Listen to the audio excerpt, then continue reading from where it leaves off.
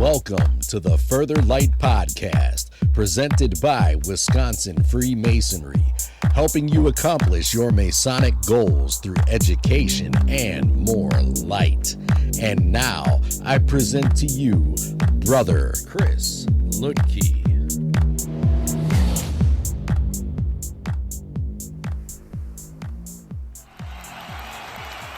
This is Brother Chris Lutke, and today I want to explore the idea of Pythagoras. As Freemasons, there are a lot of people that we tend to associate with, or we want to associate with. We want to believe that these people were Freemasons or laid the foundation for Freemasonry, but there's a lot of interesting arguments out there. We've all seen arguments that have certain famous biblical people as Masons. I'm not talking about the legends and the allegories that go into ritual and teaching. I'm talking about people who are honestly trying to make that connection. Pythagoras is one of those people that we tend to see as maybe the progenitors of Masonry or those that started Freemasonry. In reality, Pythagoras is a really difficult character to deal with. It's like almost all other forms of Masonic research. The material is sparse. What's there tends to contradict itself, and it makes for a mess. That being said, it's exactly the sort of thing that we want to talk about here on the Further Light Podcast. So let's talk about Pythagoras. Now, Pythagoras is born sometime around 571, lives until around 497 BCE. To give you a little bit of a timeline, that's going to be before the Battle of Marathon, before Athens and the great Parthenon. Athens exists, but it's a different form of Athens. Everything you think of in the Greek and Roman world really hasn't existed yet. We're in the Greek archaic. Things are still forming. They have to fight the Persians and find some element of commonality to become the Greeks as we know them today.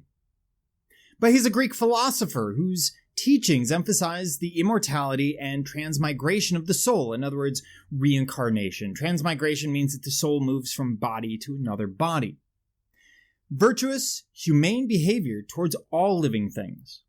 So he believed that we needed to be good to all things, and the concept of number as truth, in that mathematics not only cleared the mind, but allowed for the objective comprehension of reality. Sounds familiar, sounds very similar to the ideas of mathematics as they tie into Freemasonry. He is, of course, best known in the modern day for the Pythagorean theorem, an issue we'll deal with a little bit later on, which is, of course, a mathematical formula which states that the square of the hypotenuse of a right triangle is equal to the sum of the squares of the other two sides. In other words, 3, 4, 5. If one side equals 3 of any unit, one side equals 4 of any unit, then the hypotenuse needs to be 5. If it is, you have a perfect 90 degrees. But my goal here is to look at Pythagoras the man, his ideas, and do so in hopes that we might better understand his connection to Freemasonry.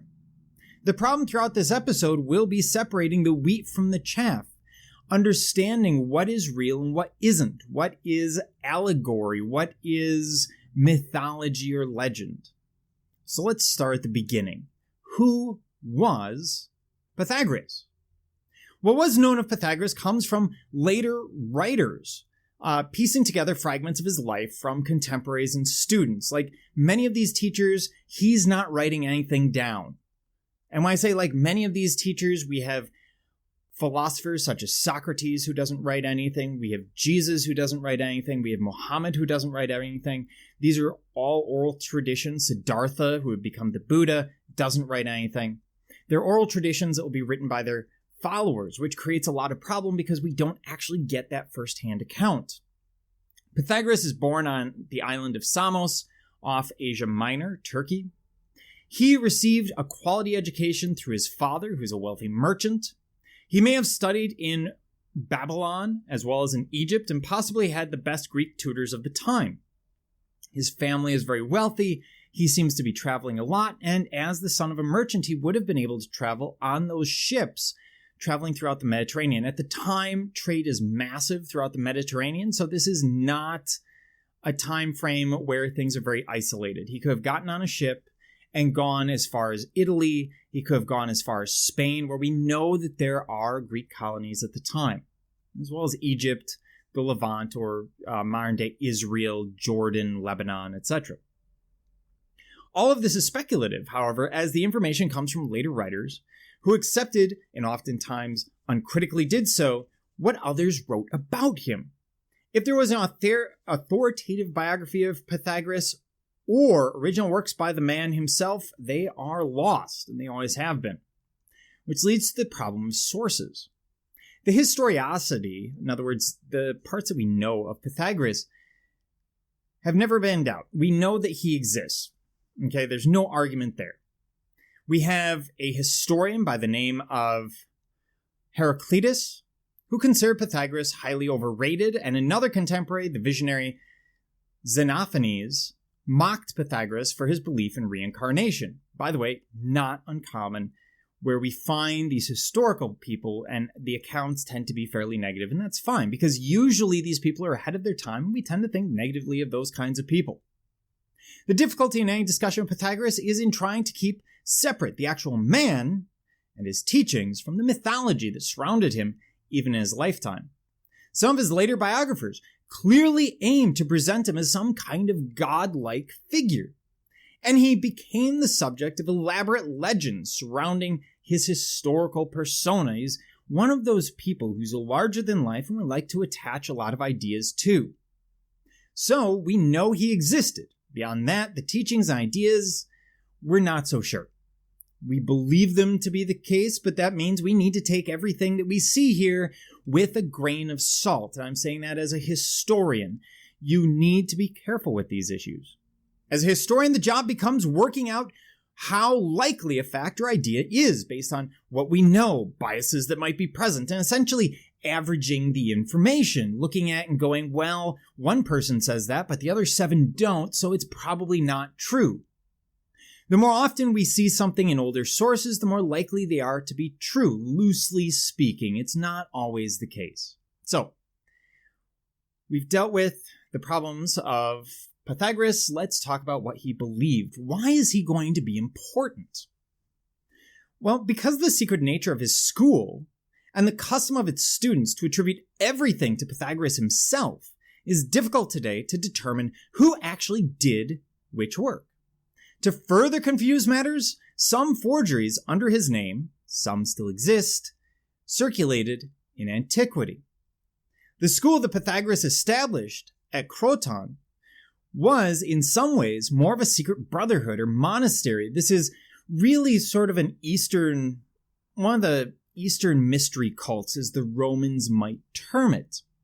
A group that is looking at religion and giving a certain amount of ethics and morality to it. What do I mean? In the Greek world, at the time, religion does not involve morality and ethics. It just doesn't. You get morality and ethics from the law, from philosophy later on, when it makes that term. Pythagoras is one of the first who will do it.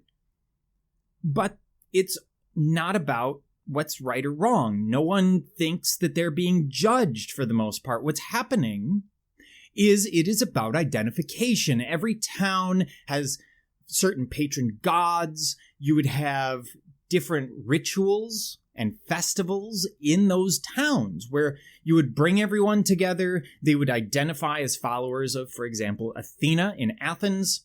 They would have the Panhellenic procession. They would perform some form of ritual. It would bring the community together. We see similar ideas for Dionysus. We see similar ideas in other places. So it's all about identity. It's later when it combines with philosophy, in part because of Pythagoras, but mostly people after him, that is where we get the idea of morals and ethics as part of religion. Moving on. So his ideas are based on religious teachings, and we're highly concerned with the morality of society. As I said, he's one of the first philosophers that turns from philosophy as studying nature. What makes things up? What is an atom? Are things made of water? These sorts of questions. How does the universe work? And turns towards morality. Members were required to live ethically, love one another, share political beliefs, practice pacifism, or in other words, no combat, no war, and devote themselves to the mathematics of nature. Basically, the concept is that mathematics are to be discovered, not invented. They also abstained from meat. They stayed away from personal property, so this is what's called ascetism, in other words, trying to cut out all of the luxuries of life, and observed a rule of silence, the breaking of which was punishable by death, based on the belief that if someone was in any doubt as to what to say, they should remain silent. Kind of interesting because we deal with the idea of the instructive tongue and the attentive ear, and are constantly reminded that we have 2 ears and 1 tongue. Interesting idea from Pythagoras there. Pythagoras saw his religious and scientific views as inseparably interconnected. Religion and science as one. Really common in the medieval world, or towards the end of the Roman Empire, really new at this time in history. He believed in the theory of metempsychosis, or the transmigration of the soul and its reincarnation again and again after death in the bodies of humans, animals, or vegetables until it became moral. Very similar to the ideas that we see coming out of Hinduism. By the way, something that he might have actually been exposed to, because we know the Silk Road is functioning into the Middle East, Egypt, and into parts of Europe at this time. So Hindu ideas that are rising around 500 BCE, around the same time that we see Pythagoras, could have gotten there, although proving it would be incredibly difficult. He was one of the first to propose that the thought processes and soul were located in the brain, not the heart. Another one of his central beliefs was that the essence of being and the stability of all things that created the universe could be found in the form of numbers, and that it can be encountered through the study of mathematics, the idea that you can use numbers to either prove deity or prove creation or even prove existence. For instance, he believed that things like health relied on a stable proportion of elements, with too much or too little of one thing causing an imbalance that makes a person unhealthy. The middle way, balance, a theme that we see in a lot of Masonic teachings. He believed that the number system, and therefore the universe itself, was based on the sum of the numbers 1 to 4, i.e. 10, and that odd numbers were masculine, even numbers were feminine, yin and yang. Again, sort of an Eastern idea. He may have been aware of it, he may not. He may have created these ideas. It could be parallel development. He discovered the theory of mathematical proportions, constructed from 3 to 5 geometrical solids, and also discovered square numbers and square roots, at least in the West. And I say that because the Chinese are discovering square numbers and square roots as well. The discovery of the golden ratio, 1.618 to 1, is often attributed to Pythagoras, although that's very unclear because those same ideas are going to be applied really rapidly in sculpture, and so it's unlikely that we're getting those ideas newly developed at that point. It's just too close for the speed at which that idea moves in the ancient world, but it's possible. He was one of the first to think that the Earth was round, that all planets have an axis, and that all planets travel around one central point, which he originally identified as Earth, but later renounced it for the idea that the planets revolve around a central fire, although he never identifies the central fire as the sun. He also believed that the moon was another planet that he called a counter-Earth, this sort of idea of balance that he's always trying to fit. Sometimes we see ideas such as confirmation bias coming out in the most brilliant of people. Pythagoras was also very interested in music, and I touched on this when we dealt with the liberal arts and music. And he wanted to improve music in his day, which he believed was not harmonious enough and was all too hectic. According to legend, he discovered that musical notes could be translated into mathematical equations by listening to blacksmiths at work.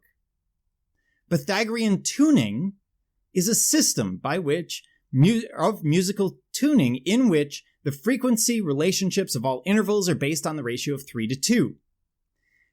A system which has been documented as long ago as 3500 BCE. It is also possible with many of these ideas that he is simply collecting the ideas from his travels and he is the first to codify them.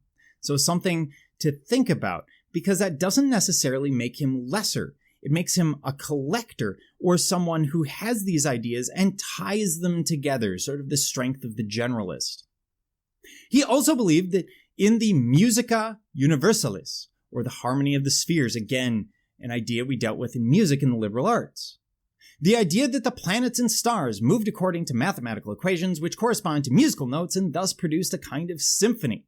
The idea being that these notes, this sound, is something that we couldn't humanly hear, and if we could, we probably would die listening to it. The same concept of biblical angels, where should you ever actually see one, you would die because they don't actually look like Ben Affleck. What about his role as father of philosophy? Well, Pythagoras is the most famous of the pre-Socratic philosophers, those that taught before Socrates, Plato, and Aristotle. Pythagoras is the first Greek thinker to found a school which for hundreds of years was known as the Pythagoreans, something I might get into in another episode. He's also the first to call himself a philosopher, a lover of wisdom, and he had a great influence on Plato, the most famous and influential of Greek philosophers. This is because Pythagoras has it's possible that Plato began as a student of Socrates, adhering to dialectic and establishing truth, and then only gradually moved towards embracing the idealism of Pythagoras. Basically, what's happening is, more than likely, Socrates himself is aligning with the Pythagoreans, at least early in life. That's going to have an impact on his thought process, which is going to come out in the writings of Plato, the Republic, and others, where he shares Socrates' ideas, because, of course, Socrates writes nothing. So, however he introduced it, Pythagorean thought significantly influenced Plato's philosophy, which included the concept of an ultimate truth not subject to opinion, of an ethical way of living in line with that truth, the idea of the soul's immortality, the necessity of salvation through philosophy, again, the idea of salvation coming through morals and ethics, which will eventually be applied to religion, and of learning as recollection. Pythagorean concepts are also apparent throughout Plato's work, but most notably the dialogues of the Meno and Phaedo. What about the Pythagorean theorem? Of course, that's sort of the elephant in the room, right? In mathematics, Pythagoras is commonly given credit for discovering what is now known as the Pythagorean theorem.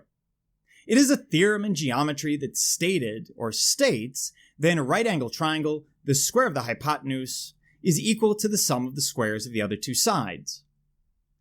In other words, if you have a side that measures 3 and a side that measures 4, 3 squared plus 4 squared equals 25. The square of 25 the square root of 25 is 5. That should be the hypotenuse. So, that is the basic Pythagorean theorem.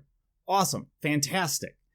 Everything is a number, which is the motto of the Pythagorean school, but it doesn't mean that he wrote this. Pythagoras was influenced by the Babylonians, so the theorem attributed to his name probably came from them because we know that they apply it earlier on. This had been known and utilized previously by the Babylonians and the Indus Valley civilization in modern-day Pakistan, which the Fertile Crescent area, Mesopotamia, the Babylonians are trading with on a regular basis. We have items that go back and forth. He, Pythagoras, or perhaps one of his students, is thought to have constructed the first proof. In other words, taking this idea, proving it to be the case, and then presenting it.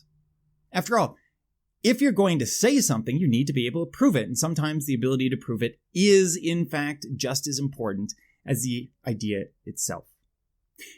What about his connection to Freemasonry? Here we get a serious issue. As much as I would love to prove some connection between Pythagoras and the Masons, I cannot find the extraordinary evidence required to prove such an extraordinary claim. In many cases, authors who have argued for such a connection rely on parallel development and ideas. Just because two things are similar does not mean they interact or have a direct relationship. For example, we have multiple people trying to invent the radio at the same time. The same with the telephone, same with many other inventions. And we see the same with ideas, fiat money, and other things, where it appears in China and then Europe, or Europe and then China, and sometimes very, very close to one another. Some Masonic teachings are similar to Buddhist ideas, for example, such as balance and the middle way. That doesn't mean that we were necessarily influenced by Buddhism. Now, other authors point to Pythagoras as a monotheist. This is a problem because the writings we have are unclear and seem to mix up the idea of monad, or point, in other words, the source of all numbers, good, desirable, indivisible in Pythagorean thought, with the idea of monotheism. He's a Greek. Monotheism and polytheism mean totally different things to him. There is no concept of a single overarching God, because gods represent places and specific elements. They don't represent a judge in the modern sense, and so they mean two very different things. The two are not the same. A point is not a deity any more than his idea of the dyad, a line, in other words, 2 points connected, diversity, duality, femininity, which come from that, reflects Zoroastrian dualism of good and bad.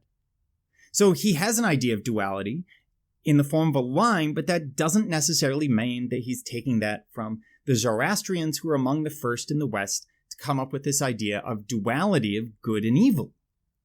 So the problem again goes back to the sources. Many groups have tried to claim Pythagoras for numerous reasons. Unfortunately, they rely on later sources who are reading their belief into already questionable sources. I fear the same has happened in an attempt to make Pythagoras a Mason, as it were, and as we seem to attempt to do to famous ancients regularly. We try to prove our idea rather than seeking out the truth. It is nothing more than confirmation bias. We can fit the evidence to any argument if you work hard enough and you massage it enough. So it's the basic problem of, well, rather a lot of Masonic research. I believe the closest we can come to a connection to Pythagoras is through our similar teachings in some areas. He was possibly the first philosopher to consider ethics and morals rather than how the world works and the nature of substance. Assuming that this is true, then we do have a connection, albeit indirect. We as a group of moral men seeking self-improvement do so in the tradition of the Pythagoreans, the Greeks, the Romans, and the Enlightenment. Our tradition of taking good men and making them better through the application of moral and ethical teachings is exactly what Pythagoras is doing in the 5th century BCE. Therefore, we are following in a very old Western tradition. In a sense, we are connected. We are standing on the shoulders of giants, and one of those giants is Pythagoras. That does not mean that Pythagoras is a Mason, or that we've taken all of his teachings, because as we've seen, his teachings are rather hard to come across in the first place. The connection need not be direct to be present. There's no need for a direct connection when our teachings are so universal. As Freemasons, our teachings are not particularly specific. They aren't all from one culture or one idea. And they tend to be the universal teachings that we see in almost every society. So, let's draw this together. Let's find some conclusions. Pythagoras is literally an example of a man, a myth, a legend. We know he existed. We know things have been applied to his name, accredited to him, ascribed to him that aren't, and he's become a legendary figure to the point where almost any student in the Pythagorean school may have actually been, any of their thoughts may have been credited to Pythagoras himself, even though Pythagoras may have been dead at the time, possibly because he was being chased by his enemies, got to a bean field, wasn't allowed to touch beans, and decided instead of running across the bean field to be killed. Yes, this may actually be the truth of Pythagoras' death, but I digress. Despite the lack of solid connection, I would suggest that he is someone who you want to study further. If nothing else, understanding the thoughts and ideas of Pythagoras help us understand the Greeks. They help us understand Plato's philosophical ideas and possibly some of the mystery faiths of that period that may have influenced Pythagoras' followers, the Pythagoreans. Thank you for joining me, brother Chris Lidke, and the entire Further Light team on your quest to find more light through Masonry. Are you interested in learning more about Freemasonry in Wisconsin? Visit wisconsinmasons.org. That's wimasons.org. learn more about Freemasonry and access more educational content and further light. Any questions, comments, or suggestions, please email us at education@wimasons.org. Once again, that email address is education@wisconsinmasonswimasons.org. Thank you for listening.